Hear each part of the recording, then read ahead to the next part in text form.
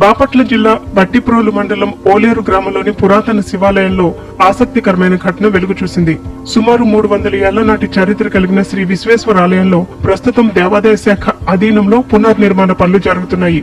ఈ క్రమంలో ఆలయ ప్రాంగణంలో ప్రొక్లైనర్ తో తవ్వకాలు జరుపుతుండగా ఒక్కసారిగా పెద్ద రాళ్లు తగిలిన శబ్దం వచ్చింది. అనుమానం వచ్చిన స్థానికులు, కార్మికులు జాగ్రత్తగా చేతులతో తవ్వగా భూగర్భంలో దాగున్న పురాతన రాతి విగ్రహాలు బయటపడ్డాయి. విగ్రహాలు చూసి అందరూ ఆశ్చర్యానికి గురయ్యారు.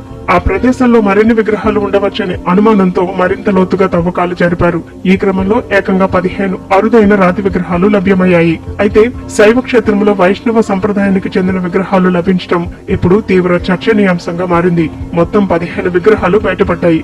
వాటిలో 12 అల్వార్ల విగ్రహాలు కాగా మిగిలిన 3 లక్ష్మీదేవి, నరసింహస్వామి, విశ్వక్షణుల విగ్రహాలు ఉన్నాయి. స్థానికులు ఈ విగ్రహాలను భక్తి శ్రద్ధలతో వెలికితీసి శుద్ధి చేసి ప్రత్యేక పూజలు నిర్వహించారు.